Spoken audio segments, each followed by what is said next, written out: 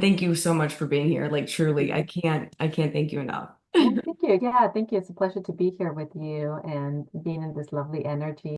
For those of you that are watching, Maria was born awake, and um, I just find that whole concept fascinating. I think it's beautiful.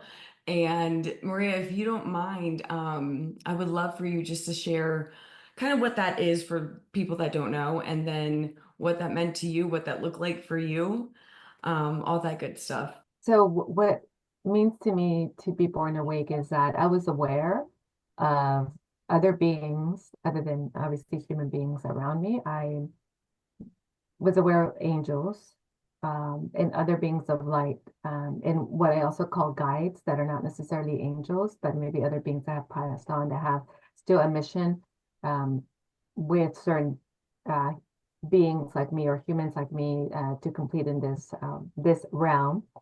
So very early on, I could see in my outer eye and inner eye. I could hear in my outer ear, inner ear, and I have conversations with beings that were around me, and all of a sudden I realized, oh, there's no I guess my conscious will catch up and say, who are you talking to? Because I'd be like, oh, nobody's walked in the door that I know, but I've been talking to somebody that's been here with me. And I have conversations, and they were all very lovely conversations. They weren't really about how you're doing. It was more of um, like a state of being or a state of knowing. And then I would go with them to the astral plane. And a lot of this happened while I was asleep, but I do have recollection of being awake all of a sudden, like having an out of body experience and being in a different place. So this happened as early as 5, 6 years old. I remember traveling to other dimensions or realms or planes of existence and retrieving soul fragments. A lot of the times I wasn't aware who we were helping, but there were some situations where I would meet somebody and I'd have this feeling like it almost felt like an incomplete, like an uneasiness, not fear, but it was just like an uneasiness, like there's something that needs to be done or something needs to happen. But at the time, I didn't really know what it was. I couldn't put it into words until we traveled and retrieved that soul fragment. And we traveled to different places. Sometimes they were um, like entangled or caged or just in despair or in a loop of Wow. a past life or past experience, or they were deceived and there were other beings, demonic beings that were sort of torturing them. So what we did was the first thing we did is we awakened them. So reminding them that as light, as spirit, they cannot be broken, they cannot be contained, they're not limited, and really nothing can hold them. So in that awakening, they would step out of whatever situation they were in, and then in that moment, their essence would also change because when they were trapped, they appear more like humans in Mm. like the representation of the human body that they were in or the human body that they were in during that past lifetime. And so once they awoke from that state of consciousness and elevated to a higher state of consciousness, then they easily would go back to integrate to their parts or their higher self. I did a lot of that when I was younger.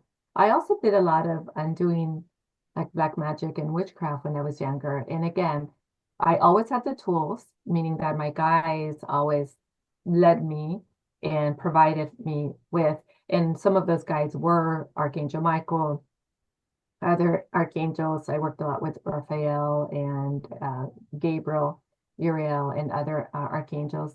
And that continued, I would say, through my childhood. And then it became very sort of vivid. Like it didn't happen, or it continued to happen, but it continued to happen in the day. And so Mm. that's when I started telling my parents about this is what's happening. And they're like, okay, well, we're not surprised because, your grandfather is a shaman and your grandmother was a healer. So we're not surprised. And also my mom and some of her siblings had that inclination to connect it to their intuition and they just express it in different ways. The only thing that they were concerned with was well, there's nobody to really guide you. So until we have somebody to guide you, just don't share with anybody because if they ask for help, they were afraid that I wasn't going to have the tools or know what to do, or maybe I was going to face something that I wasn't familiar with. So for a time, that was what I was doing, although I kept working with my guides and I kept doing this work at the spiritual level. And then about the age of 8, I would say about the age of 8, 9, we were introduced to a friend or a person who was a shaman. And I wasn't aware what was happening until later, but she knew who I was. And Wow. she began to work with me and actually some of my siblings, and she began to do initiations. And I wasn't aware what they were until later when she became my first mentor. And then she explained what she was doing and her work and how she was helping me and the things that we were going to do together and the things that we did together. So, but my initiation into healing and shamanism started when I was about 8. So when you say she knew you, did she She was have no? clairvoyant, Okay. clairaudient, and we had worked together in a different lifetime. So she recognized Wow. our connection. Yeah. Wow. How fascinating. I Yeah. love. And she was amazing. She was amazing. Yeah. Wow. So did you as a child, like once you had that conversation with your mom and she told you what she did just to keep you protected for the time being, did you like when you went into school, like did you know like which gifts were different for you in terms of like in terms of what you were seeing, feeling, hearing, like what you were capable of? Did you know like w- what part of all of that was different from other children? Am I making sense? Does that make sense? Yes. I'm not sure if at the beginning I recognized that it was different. Um, I think when I mentioned it to my mom is when I realized, and she kind of pointed out to me, not everybody can do what you do. Not everybody is like you. So, just remember that. And I think that's when I started to be more aware or was more aware of my environment and what was happening. But in terms of but I think as a child also I could tell when other people had a certain gift, like if they had an intuition or if they were sensitive, or if their clairs were open. I feel like for me, because I spent other lifetimes doing this, I came in almost like it was like, oh, you come from one and you come into this one and you're continuing the same work. I feel like some of the people that I met early on, it was just beginning to develop that they were just becoming aware. This is what I have. This is what's different about me. And so I I I feel like for some of them, they weren't doing the work that I was doing Hmm. that early on, but they had a sense of being different. At any point, did it like scare you? Like, were you afraid of like what you were feeling or sensing? Ever since I was little, I could just sense energy. And I couldn't really discern whether it was like negative or positive or whatever. I just didn't like the fact that I could feel something and not see it. Mhm. So it terrified me. Did any of that happen for you, or were you just like kind of accepting of it from the beginning? In the astral plane, I knew I didn't have a sense of fear. Hmm.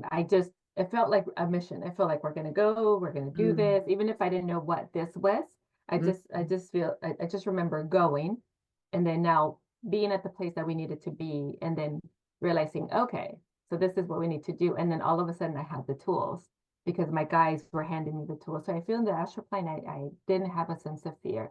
But when it happened in the middle of the day, Hmm. or when it happened at night and I was doing something else and all of a sudden I hear somebody like talking to me that wasn't one of the beings that I knew or had like a lower density, because I could tell the difference. Wow.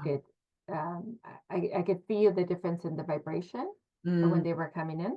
And I also can see where they were coming in. So I could see the portal that they were coming in from.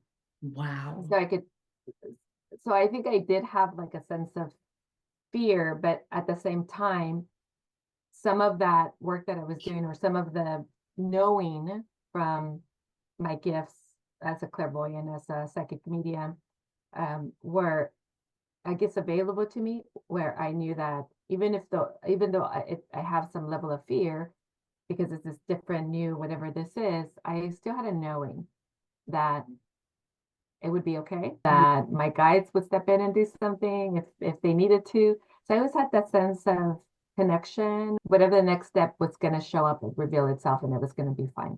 But Wow. I do remember being afraid, and I do remember them saying, when taunting me and saying, nobody can help you, Wow. especially like in that wee hours of the night when Mhm. they'd wake me up, um, you know, between 2 and 5, the darker beings, and then they taught me and say, nobody can help you.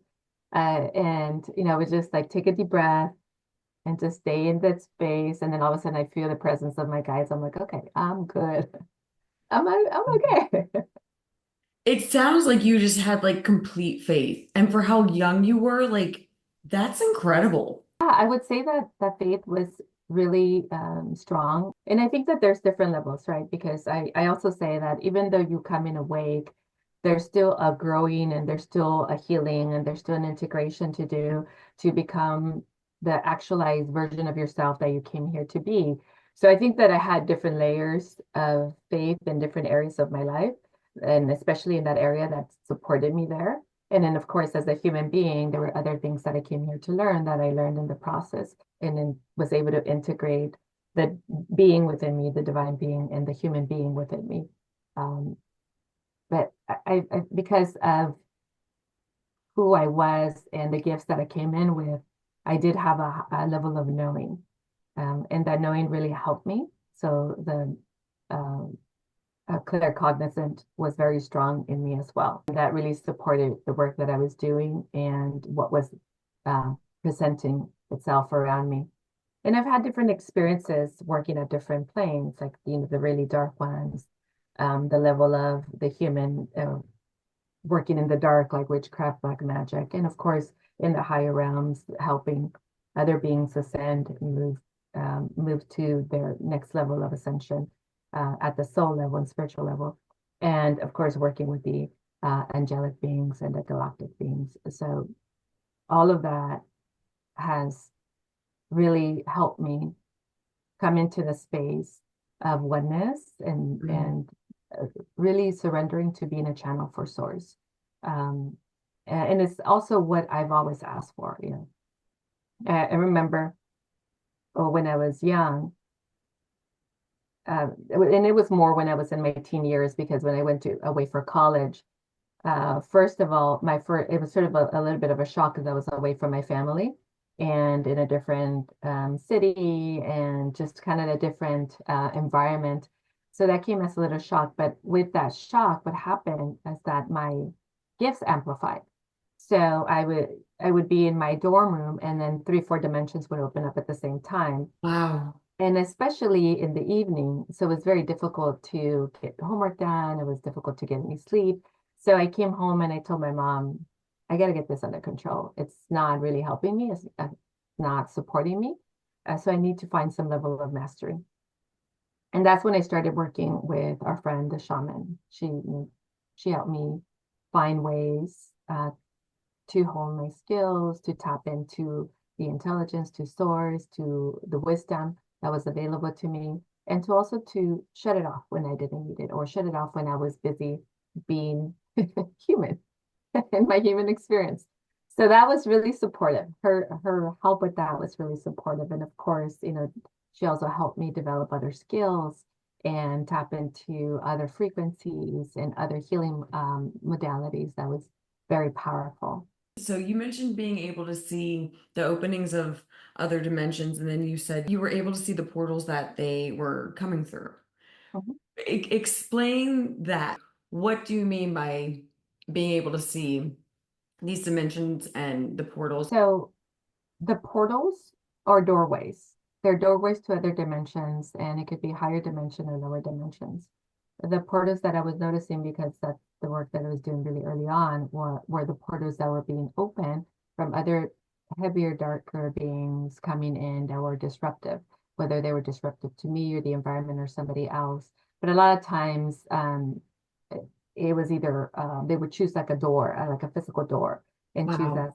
as a portal, or they would choose a window, or they would choose a mirror. And sometimes the portal would just simply materialize in the bit of a room. And a lot of times they just look like a dark shape. Um, it could be circular, it could be in really any shape. Um, but I can sense, I can sense the portal and I can sense the energy. I can sense sort of what's on the other side and how deep it is. Um, so I'll just share this really quick. I have a practice where we go in and we clear a lot of the ancestral stuff. So it's ancestral, karmic, soul, and spiritual contracts, agreements, vow commitments, pacts. So we go through like this whole list of things that we're closing. And through this practice, what I've been noticing is that some of this is in different portals. So I'll call them the portals while we're clearing this, and then I'll make sure that we empty out. So they're sort of they're not just doors, but they could be pockets, like a small Okay. space where things can hide. And so we'll call them in and then empty everything out and then transmute the portal itself. So there's no more door or there's no more pocket of space where they can hide. And sometimes what I've noticed is that the portals could be to the in between. So they'll move from one dimension to another dimension, or they'll stay in between, especially if they know that they're being sort of chased or followed, or there's an attention on them.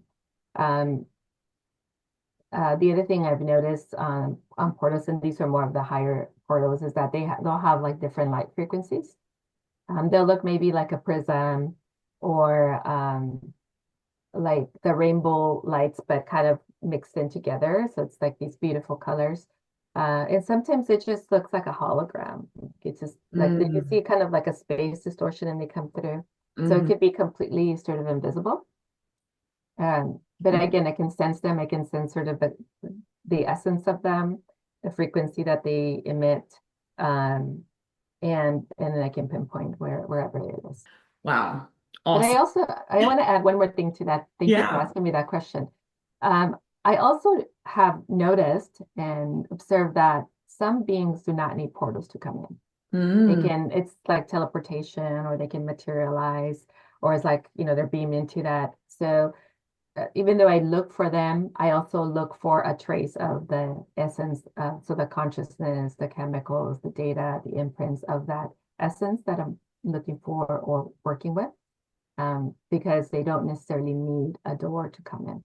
Wow, fascinating. So much of your story just resonates with me so much. I mean, everything from the childhood trauma to you brought up corporate America and then college and then your divorce, just all of it. I think the audience, I think there's some people that they'll be really moved by all of So I also want to add to your question that. that a Yes. lot of us do come in awake.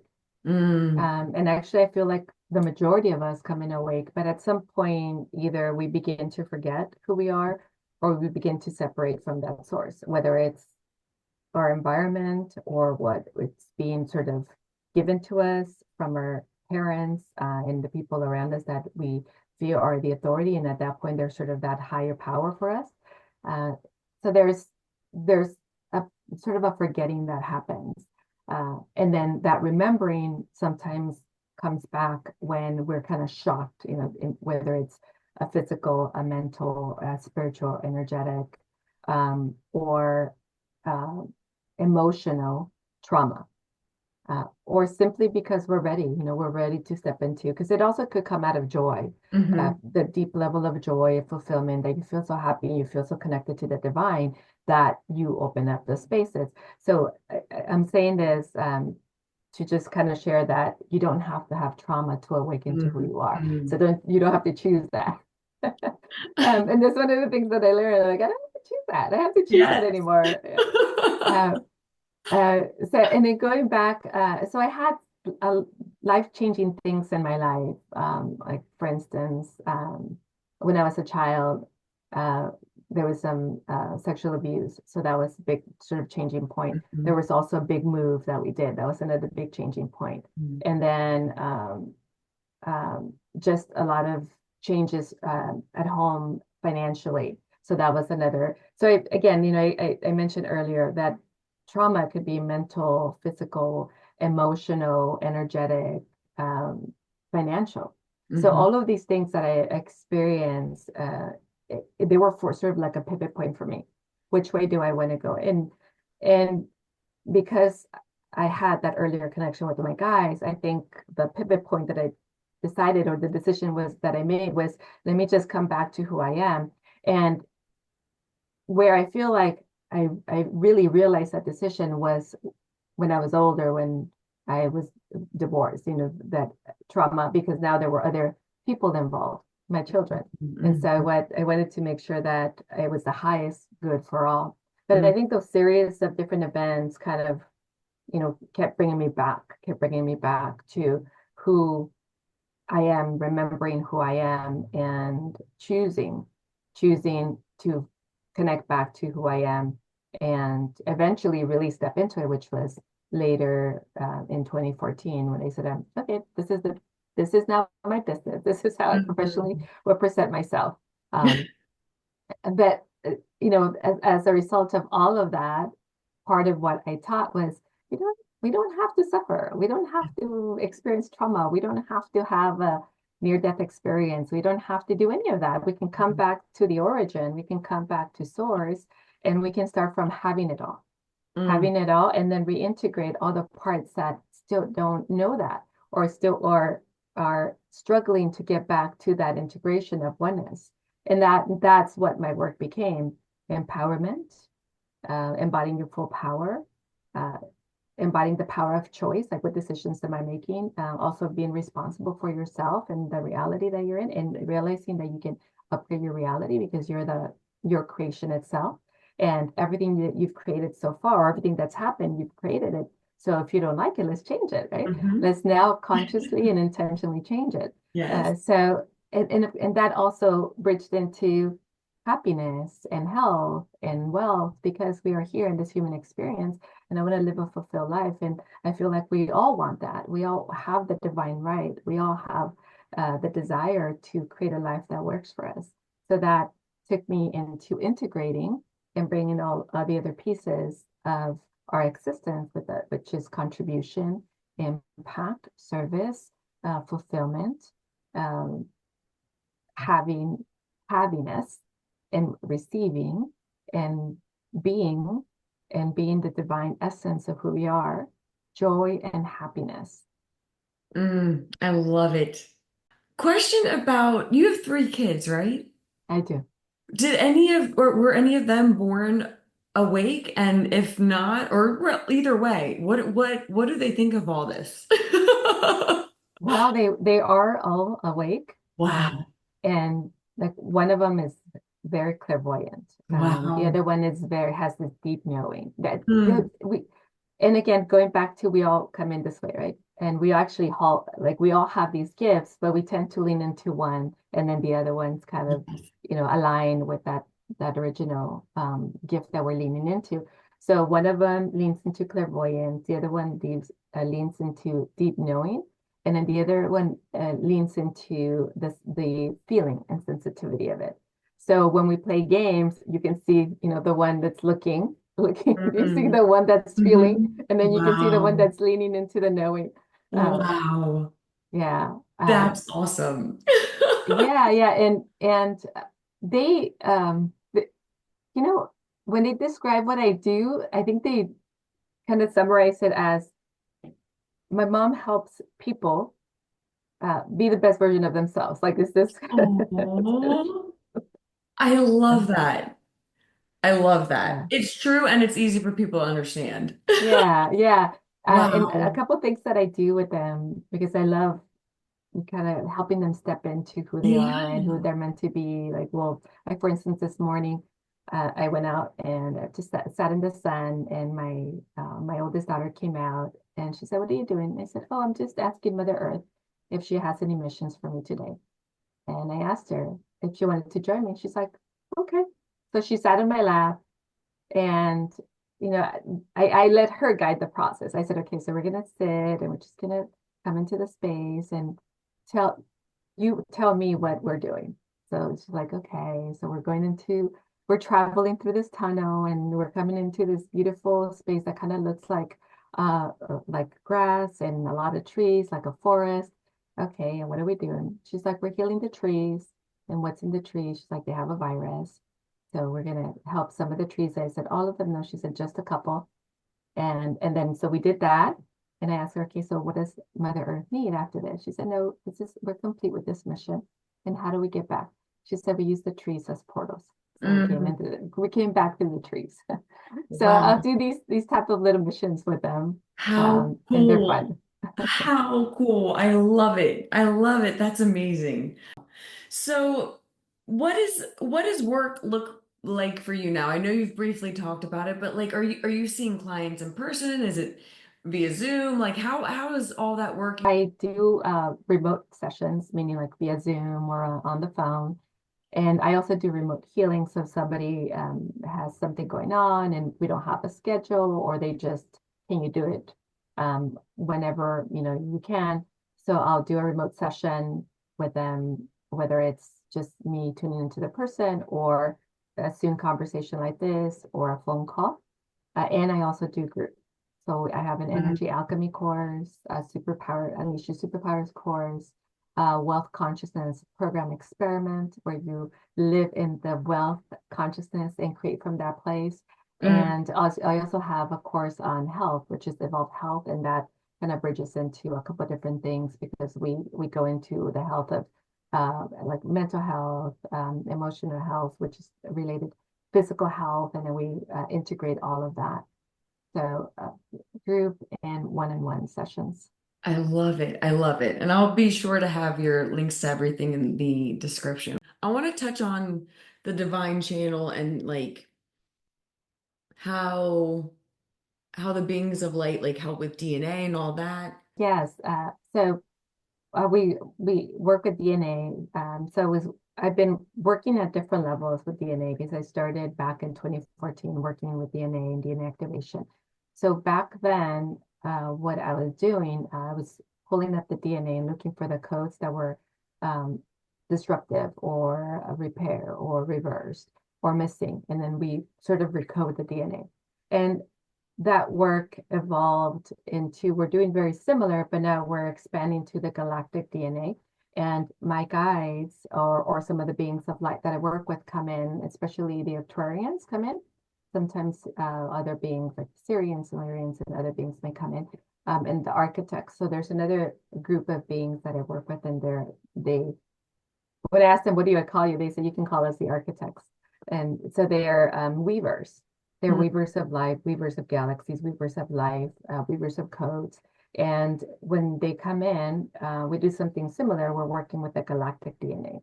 So we activate or awaken different codes in the DNA. Sometimes that's through light language, sometimes that's through tones, or just bringing in the frequency of it, and then reintegrating that back into the spiritual DNA and physical DNA to activate the individual's intelligence and bring them back online. And many times what that does, it opens up more of their potential and more of their gifts and more of their awareness. They move into a higher frequency, a higher state of consciousness.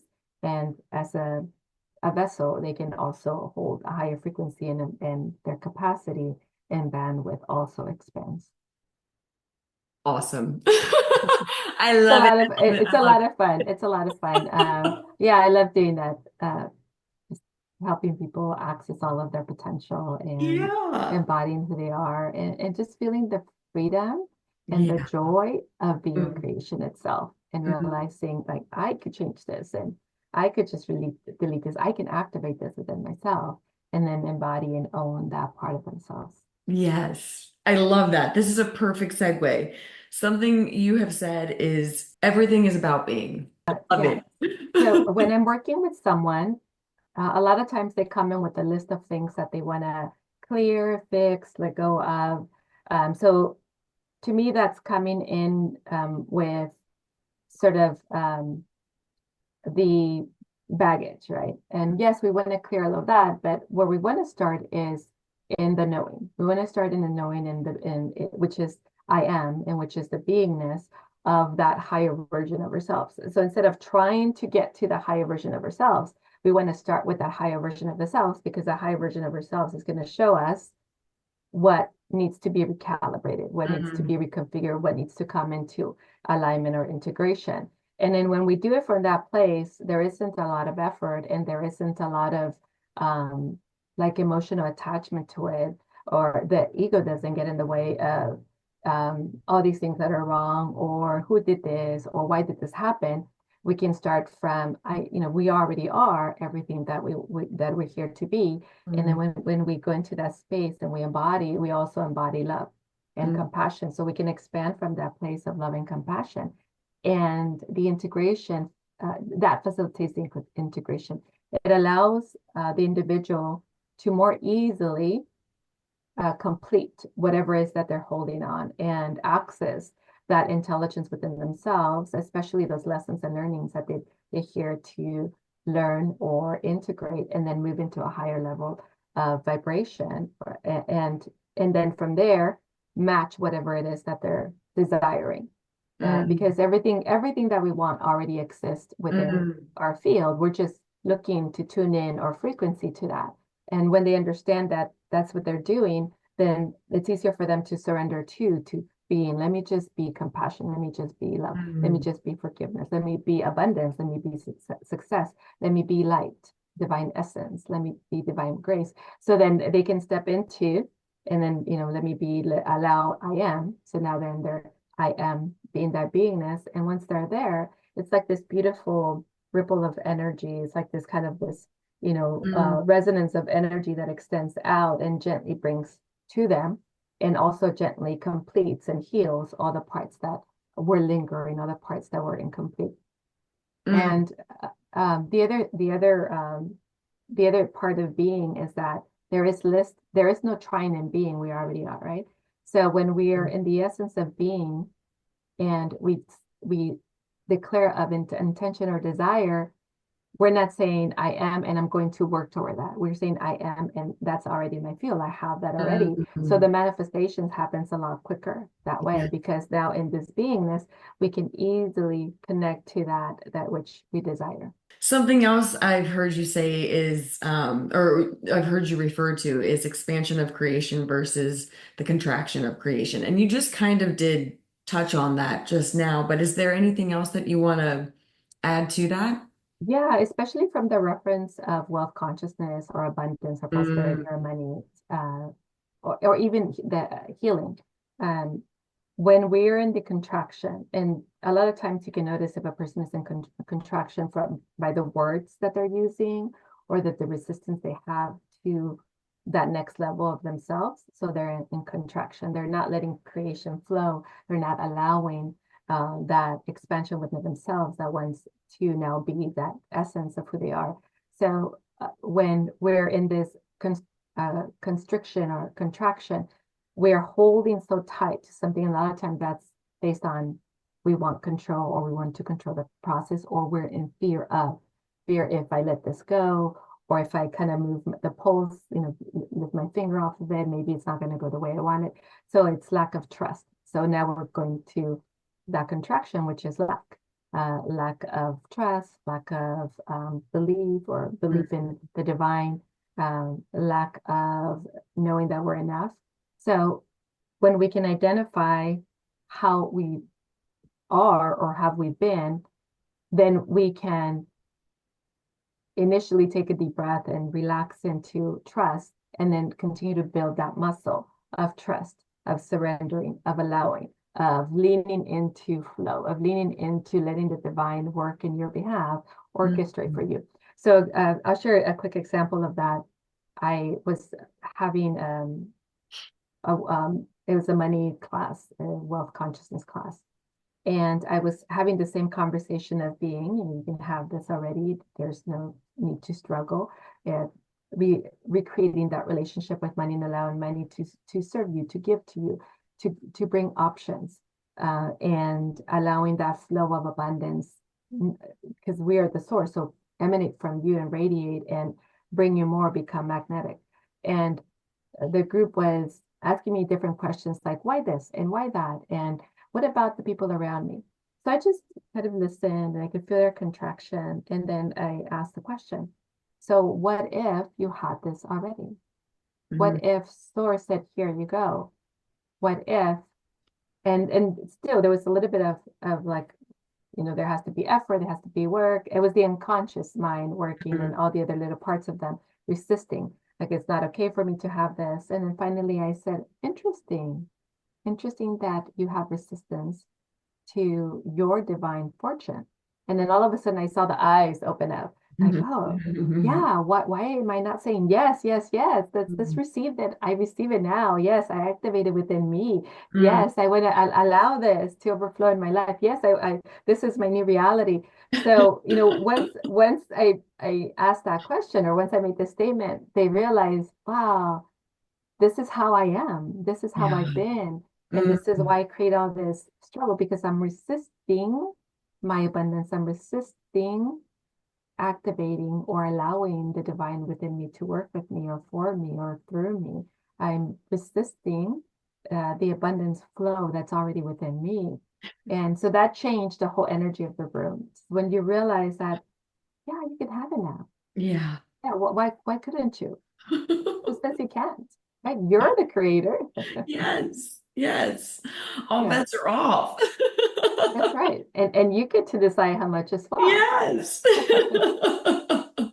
That's awesome. I love the Yeah. example. That's beautiful. Something I've just been asking kind of everyone that I've had on recently is just like what you think of what's going on around the world, just any insight and opinions and advice, and that can be from like a very 3D view or spiritual or both, or I mean, take it however, run with it in whatever direction you want to. But I think it's fascinating just to kind of get an idea for what everyone is thinking and feeling about all of it. So I'll give you sort of the spiritual energetic point.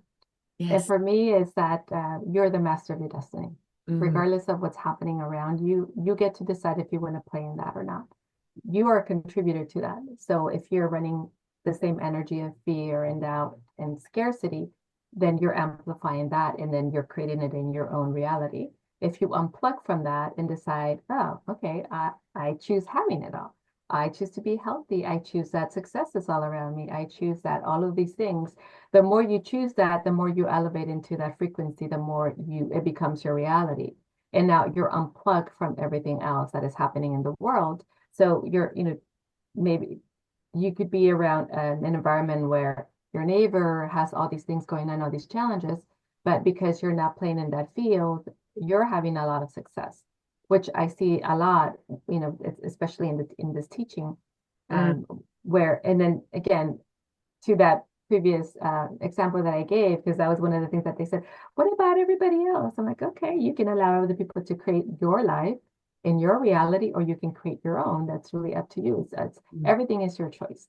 That's the power of your free will. You can play by somebody else's rules, or you can play by your own rules.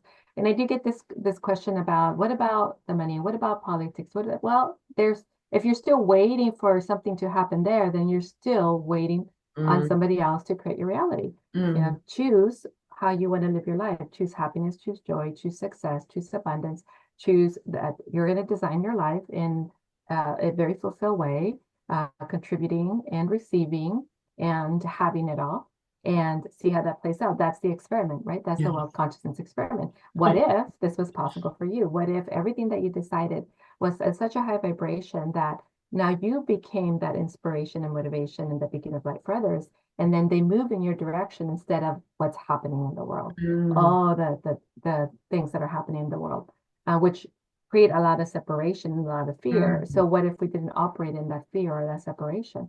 What if we operated in oneness and we were in that state of there's enough for everybody, and we can all have it all, and we can all be successful. Yes, yes, I love it. We do have it all. Yes, We always absolutely. have. Yes, absolutely. It's our It's divine right portion, divine here. right. Yes. Oh Yeah. man, I love it. Any final words for the audience? Anything that you just think is really important for everyone to hear? Although what you just said, I think is probably the most important. Yeah, and it's actually really along those lines. Yeah, it's coming back to the source, your home frequency, coming back to the divine within you. Find your way back to all that you are and all that is available to you, and live from that place. And I know that we're all on this path together of coming back to that place or realizing that we actually never left it, Mm, that everything else was an illusion, everything else lies. So remembering that that was the distortion, remembering that those are the mind lies, remembering that that is the illusion that was created around us, and then coming back and living from that place of power, of divine grace, of divine essence, your supernatural self. And mm. from that place of love and compassion, to see what happens from that, and then amplify it even more, and then amplify it even more, and then make it bigger and bigger and bigger and bigger and bigger, and be that light, be that contribution to the world. I also wanted to add, because light language is coming in, if I can share. Yes, please. Niama uk ayat dia kashtaranaki ik iayat ok uma. Nimi ini at istishidiki uk iatio show. Anayat dia komara nayat istikiri ikiki ishaya uk aye iatia stakasha. Mi unayatia nayatia stakaraniti ik ikishiu shuaya ya ya ya. So I see connection to the solar plexus, the heart center, and the third eye. So these are activations that are frequencies that are coming in for your listeners. So when you listen to the light language, just receive it and just allow it to do for you whatever it's meant to you. Just be in that place of receiving and happiness. Niak uk adea tieshtirimiki uk inietiara ak ayet iakosh. Uk una amayet na titi shtiriki kishi uk ayayanaya uk ama. Nia ak ayet iak uk ratia aka. There is a message coming in from the galactic beings, and so the message is about time and timing. So you're going to feel a connection, like this is my time now, like an activation and awakening, a calling forward that is happening. So just feel for yourself what that is and what is the next direction for you.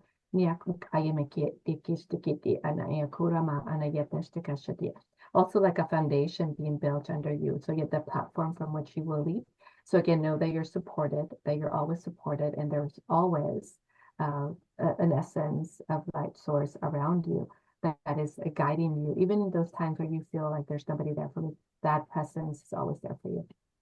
Niemauna yet yakuk yet yet uk ashteraki uk iniyete mi isha uk ayana kakuratiat yadoro umayatia. So there's a beautiful frequency that is coming in through the crown, through the divine channel, and all the way through. So this is also what it feels like. It's an expansion in your light, an expansion. It's also a breaking down of the old essence. It almost feels like your Merkaba is like being upgraded, up leveled. Niak ayat yakuk kutia mayet it aranet estiri uk amaya ni ok ayat. So the architects are here. Nakasha maunayet yakonimi it ishi onu uma iya ok ayat totoshtodo niku kayat yama shia makukaya nike. Beautiful. Light language always makes me cry. It's so beautiful. Thank you for that. Yeah, that's okay. Oh, They wanted to share the message and bring in the oh, frequency of healing and expansion and upgrading. I love it. Thank you so much. That was awesome.